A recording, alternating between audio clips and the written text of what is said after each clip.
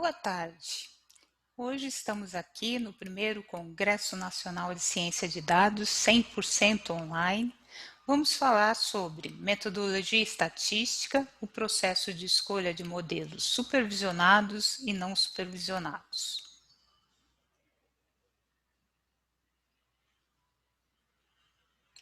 Bom, meu nome é Janete Ribeiro, eu sou CEO da Analytics Data, uma consultoria especializada em ciência de dados e inteligência artificial. Eu tenho mestrado na área de administração de empresas pela FGV, sou certificada em governança de dados pelo MIT e embaixadora do projeto Women in Data Science, que é vinculado à Universidade de Stanford. Eu sou professora na pós-graduação do SENAC em Big Data e Analytics e também para o ensino à distância. Bom, para equalizar os conhecimentos de todos os participantes, vamos começar pelo começo. O que são, então, os algoritmos de Machine Learning? Bom, a definição acadêmica para o algoritmo é de que ele é uma sequência finita de ações executáveis com o objetivo de encontrar uma solução para um determinado problema.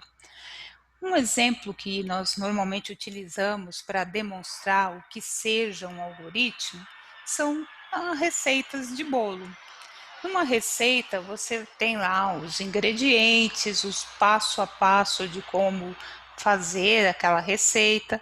Assim são os algoritmos. Você descreve, né, os itens que você quer, onde você quer chegar, e os passos de como chegar nesse objetivo, que é a solução de um problema de negócios. Bom, explicando de uma forma bem sintetizada como funciona um machine learning, um algoritmo matemático.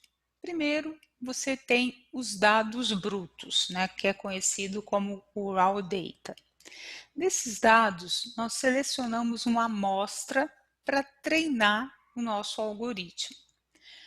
Digamos que no método mais tradicional de um machine learning, um método supervisionado, nós temos alguém que vai supervisionar esse treino, que vai dar, digamos, orientações para a máquina, né, para o algoritmo, para que ele possa executar aquele passo a passo da nossa receita até obter o resultado que nós esperamos obter com os dados que nós colocamos no algoritmo. Existe aí o processamento desses dados, né? O algoritmo executa os cálculos que você desenhou, que você prescreveu, e ele vai dando uma resposta. Você vai treinando até que a resposta chegue no resultado esperado para essa análise, para esse algoritmo. Esse é, digamos assim, o processo básico para treinamento de um modelo. Bom, agora descendo, né, um pouquinho mais aí o nível, a gente entrando em detalhes um pouco mais profundos. Vamos falar aqui sobre o Machine Learning e o Deep Learning.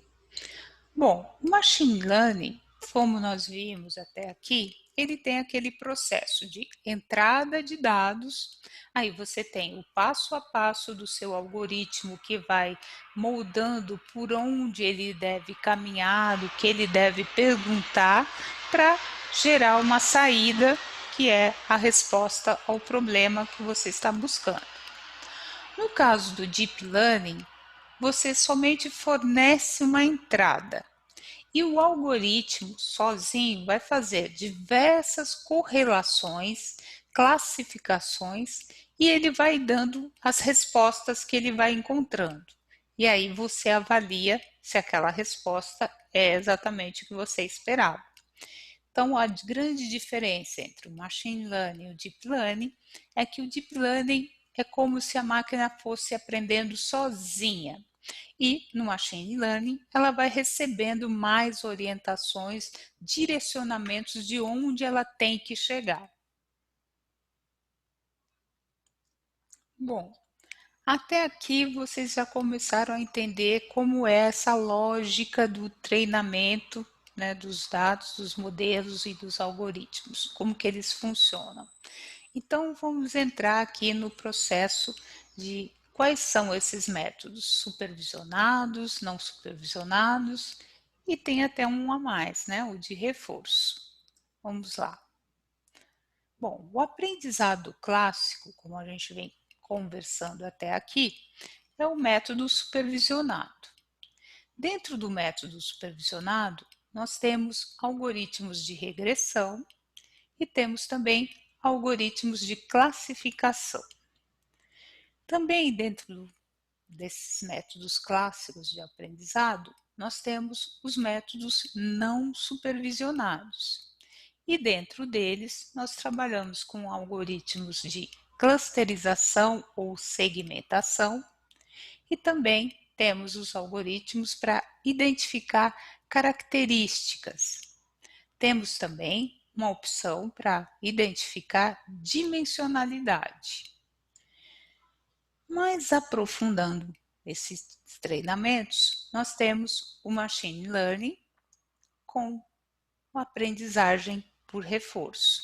Na verdade, esse processo da aprendizagem por reforço dentro do Machine Learning é uma combinação de diversos algoritmos, né, e métodos para que você consiga trazer resultados mais, digamos, elaborados para problemas mais complexos dentro da área de ciência de dados.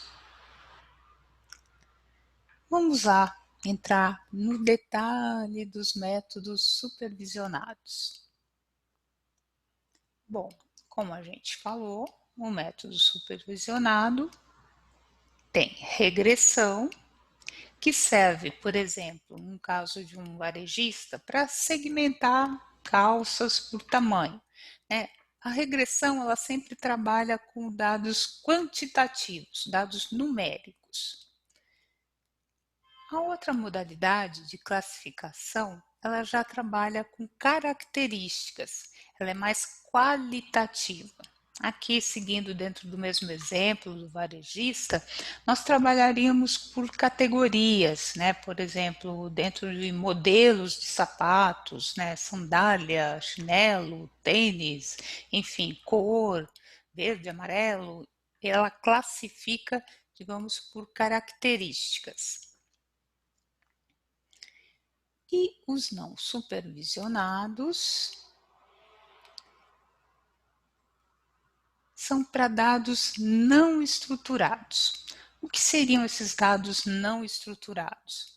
Normalmente imagem, som, os dados que são oriundos dos equipamentos inteligentes, né, dos IoTs, dos sensores, enfim, todos os dados que não são em formato de tabela ou formato de banco de dados. Né? Nós temos diversas fontes hoje que geram dados não estruturados, redes sociais também, enfim.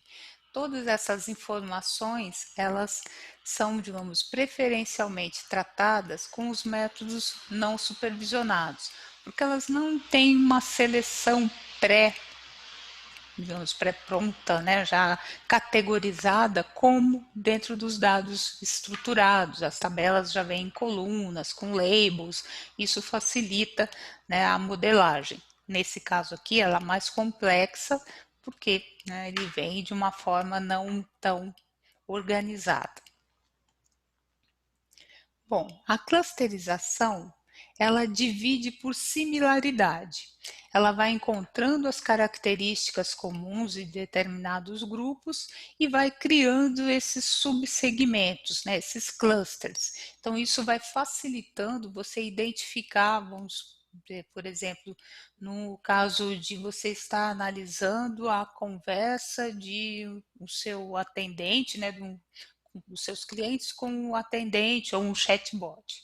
Então, você utiliza o método não supervisionado de clusterização exatamente para você estar selecionando as palavras que têm, digamos, efeito positivo, efeito negativo, enfim, você consegue selecionar ali o que você está recebendo de reclamação ou de elogio. Identificar características, né? Aqui, como a gente tinha comentado, ele vai tentar encontrar dependências ocultas, né? Como nós estávamos falando do caso do varejo, está selecionando por característica dos produtos, né? Calçados, saias, roupas, enfim. Ele vai identificando as características e vai selecionando o perfil, enfim, daquilo que você está analisando dentro do banco de dados. Dimensionalidade. Nesse caso da dimensionalidade, ele pode reduzir o volume de informação que você está recebendo. Como nós falamos, né, os modelos não supervisionados, normalmente nós utilizamos aqui com os dados não estruturados. Vamos supor que nós estejamos analisando um volume gigantesco de informações que vem de sensores de carros autônomos.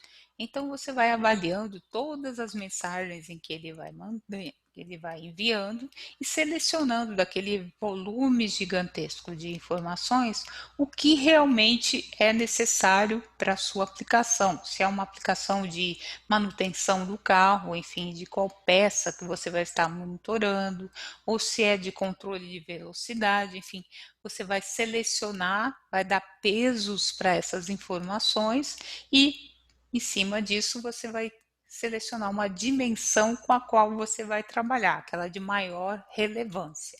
Então, dentro dos modelos, dos algoritmos, né, de métodos não supervisionados, você, em alguns, para esse tipo de problema, vai utilizar os algoritmos que tratam a dimensionalidade. Bom, agora vamos falar sobre o método de reforço de aprendizado. Ele sai um pouco aqui da linha de aprendizado clássico e é, digamos, um aprofundamento das técnicas de machine learning. Vamos agora tentar explicar de uma forma bem simples, né, como funciona esse método. Na verdade, o que ele acontece? Diante de um determinado ponto, de um estado, né, o agente, e aí pode ser, digamos, o carro autônomo, enfim, o sensor, enfim, um objeto que nós estamos, né, um processo que nós estamos automatizando, ele vai ter uma ação, e em cima dessa ação, o resultado, né, o ambiente, vai estar dando como se fosse uma recompensa cada vez que ele acerta a ação que ele está sendo comandado.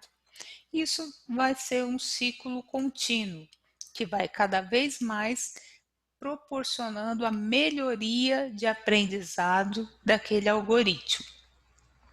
Aqui nesse caso do Reinforced Learning, ele já é, digamos, um estágio mais avançado de inteligência artificial, onde o próprio ambiente se encarrega de estar treinando e aprimorando o modelo de forma automática e contínua. Quanto mais ele, digamos, recebe situações diferentes, mais ele vai aprendendo com aquelas informações, com aqueles dados e vai se tornando cada vez mais assertivo, cada vez mais inteligente. Esse método ele é bem complexo. Eu estou tentando dar para vocês aqui apenas, digamos, uma visão mais generalista para que vocês possam ter depois, digamos, uma noção de onde aplicar esse tipo de recurso. Bom, vamos lá então na escolha dos métodos, né? Os não supervisionados, né? Tanto para segmentação quanto para redução de dimensão. A primeira pergunta: o que você precisa?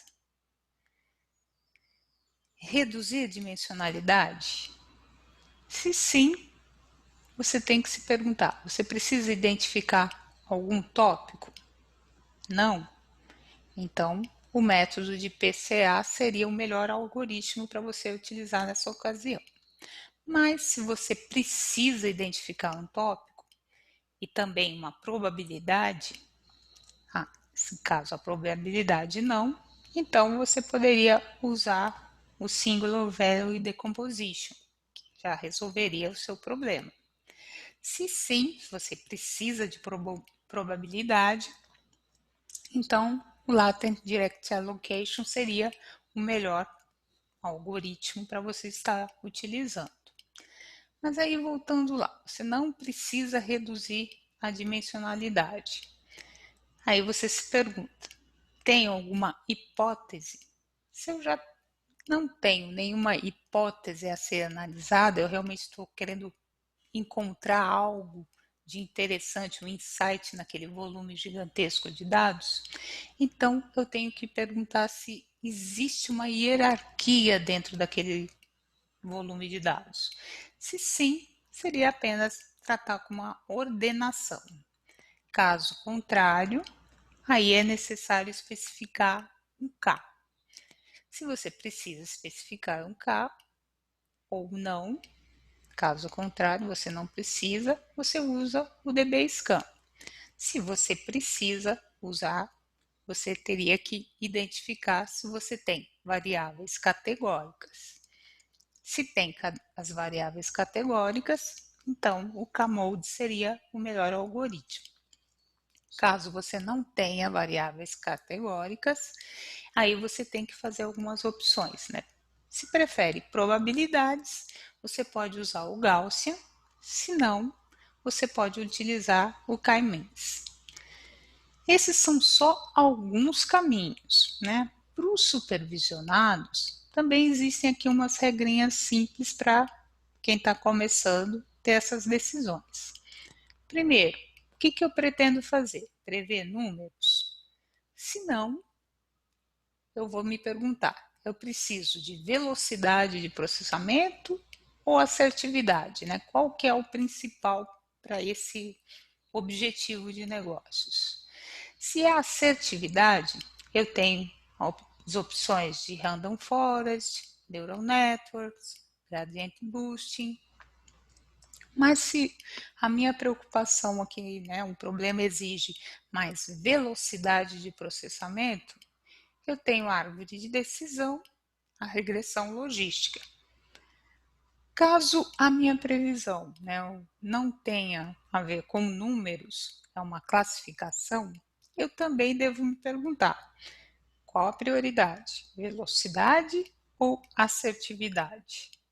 Se é assertividade, eu tenho as opções do kernel, SVM, Random Forest, Neural Networks, Gradient Boosting Tree. Se é velocidade, aí eu tenho que me perguntar, eu preciso dar uma explicação desse problema? Se sim, aí eu tenho as opções de árvore de decisão e a regressão logística. Se não é uma explicação e eu tenho um grande volume de dados, eu tenho Navibytes. Se o volume de dados não é tão grande, eu posso usar o linear SVM e o Navibytes dentro das minhas opções. Enfim, nesse passo a passo que eu coloquei aqui para vocês, eu selecionei, digamos, os algoritmos mais utilizados no mercado e tentando adequar, digamos, as características mais comuns dos problemas de análise que nós temos em relação a dados. Mas existe uma infinidade de variedade de algoritmos que você pode utilizar para diferentes problemas, em diferentes situações, de acordo com, digamos, os limitantes que você tenha. Grandes volumes de dados, digamos, uma necessidade de processamento online, real time, né? Um processamento rápido, mais velocidade, mais assertividade, digamos, uma análise de missão crítica, enfim, você precisa avaliar todas essas características do problema de negócios e identificar quais algoritmos trariam as respostas com mais velocidade, com mais assertividade e de acordo com as características do problema. Se é um problema mais quantitativo ou qualitativo que você está analisando. Bom, como vocês podem ver, esse processo decisório é bem complexo, mas existem as ferramentas de auto machine learning para nos ajudar nesse processo de escolha e validação, treinamento dos modelos, porque o que elas fazem? Elas nada mais, nada menos do que aplicam os diversos algoritmos para fazer essas validações em relação, né, a processamento, assertividade, se é digamos, um problema quantitativo, qualitativo, todas essas variáveis que eu coloquei aqui, que a gente precisa considerar no momento de seleção e treinamento dos algoritmos, essas ferramentas fazem para nós, cientistas de dados, né, de uma forma automática. Um dos métodos mais utilizados por essas ferramentas é o Assembled Method, que ele combina o que nós denominamos de hiperparâmetros, né, que são esses parâmetros de importância da amostra, média do modelo, a previsão bayesiana, a máxima posterior estimado, a rede Markov, uma amostragem em Monte Carlo, enfim, ela combina esses parâmetros de forma a obter quais são os algoritmos que têm a maior assertividade, que têm a maior velocidade para aquele problema que você está treinando essa ferramenta. Bom, algumas das ferramentas disponíveis no mercado para esse tipo de otimização de processos são o IBM Watson, o Microsoft Azure, né, Cognitive Tool, o TensorFlow, o Amazon, tem o SageMaker, tem o PyTorch, Keras, o H2O, AutoML, enfim, todas elas, né, digamos, cada uma com as suas características, os seus fabricantes, tem essas, digamos, facilidades para promover esse desempenho melhor em termos de seleção dos algoritmos e treinamentos deles. Bom, eu trouxe aqui um exemplo de uma das ferramentas em ação. Vamos lá? Aqui, utilizando a ferramenta da Microsoft de Machine Learning. Aqui eu entrei em um exemplo que eles têm dentro do ambiente de demonstração, só para que vocês possam dar uma olhadinha de como isso funciona. É muito simples, você ativa, né, a sua machine, o seu notebook e faz o upload da sua base de dados para estar fazendo essa análise. Bom, aqui nesse caso ele está usando uma base de dados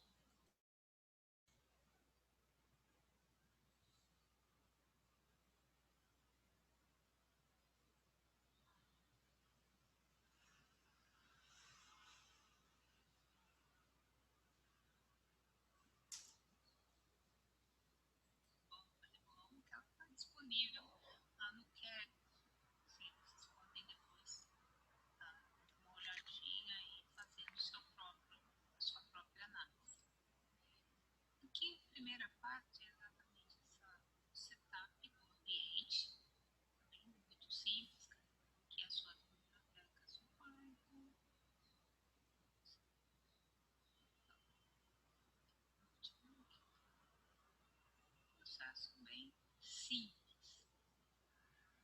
E você vai escolher, né, o método de machine learning que você vai estar aplicando para analisar o seu modelo. Aqui eu utilizei essa área de VN e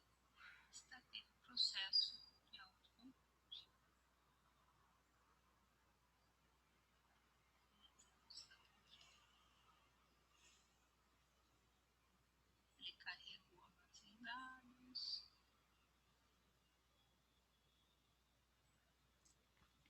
Aqui ele fez algumas adições para tratar a base com os dados pioneros. Ela foi normalizada, validada.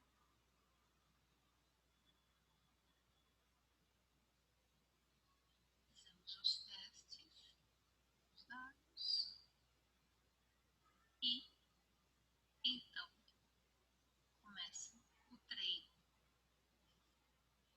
Nesse caso, o exemplo aqui é para identificar o perfil de cliente de um banco. Então ele está classificando, tentando fazer regressão.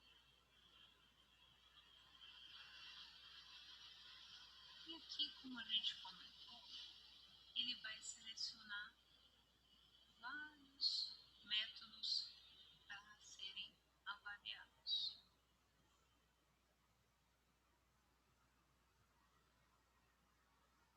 Seja vinculados, GD, meio, linear, análise de decisão, voz, enfim.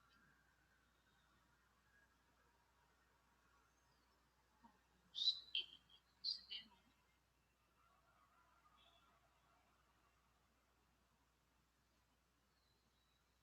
E aqui ele foi avaliando de acordo com esses parâmetros que ele foi definindo.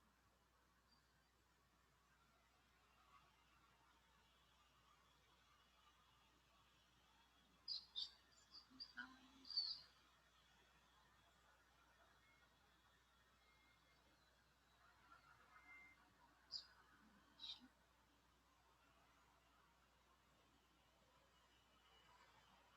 Como vocês podem ver aqui, ele está buscando um peso de 99%.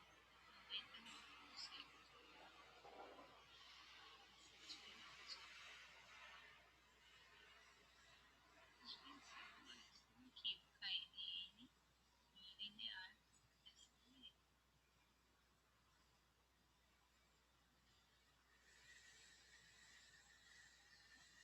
Assim que ele terminar de gerar, você já vai ter o modelo validado.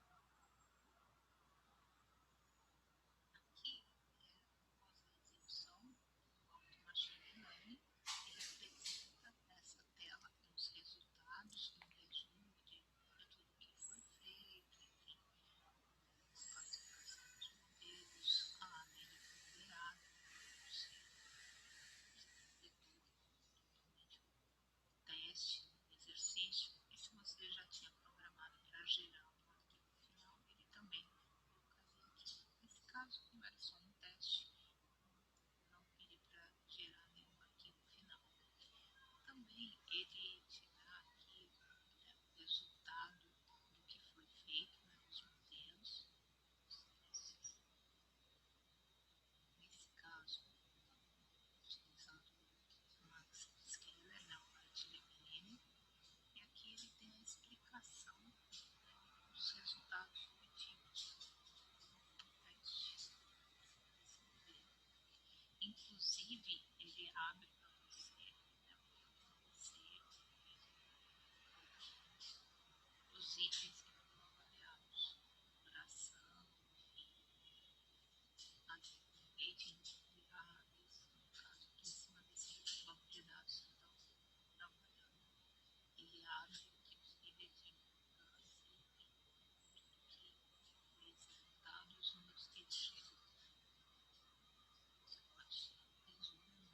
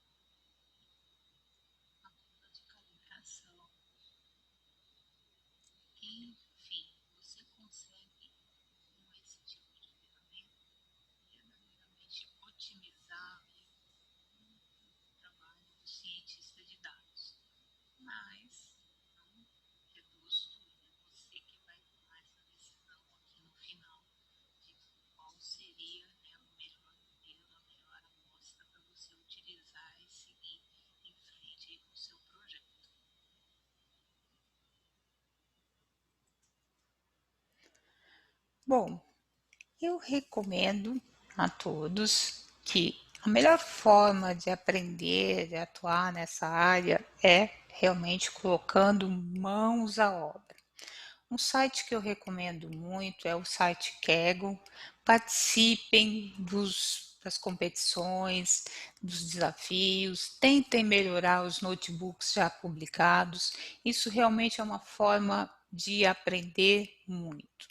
Dou aqui a sugestão de leitura de alguns livros e também de que vocês acompanhem alguns blogs. O blog Medium tem vários artigos técnicos muito interessantes, sempre atualizados. Inclusive eu escrevo para lá de vez em quando também. E, enfim, esse aprendizado é constante, né, para que você consiga realmente produzir bons resultados nessa área, porque a cada dia surgem novas ferramentas e novas alternativas de soluções para os problemas de negócios. O importante é que você esteja sempre atualizado, sempre testando essas ferramentas para que você consiga escolher melhor, decidir melhor também. Bom, vou fazer aqui um resumo de tudo que nós falamos aqui hoje. Bom, falamos sobre os algoritmos, né, o que eles são, como que eles fazem passos para fazer comparações lógicas, como que funciona a aprendizagem de máquina, né, que é os métodos supervisionados, os não supervisionados, como que ele aprende por reforço, né, a diferença do machine learning, o deep learning, algumas dicas e recomendações para vocês continuarem sempre estudando, enfim. Como aqui o tempo é curto, né, a gente tentou aí sintetizar e falar de uma forma que seja fácil compreensão para todos, para exatamente estimulá-los a se aprofundar nesse estudo, enfim, a se envolver cada vez mais nessa área que tem sido cada vez mais demandada por todas as empresas. Bom, aqui eu faço meus agradecimentos em algumas fontes que foram utilizadas.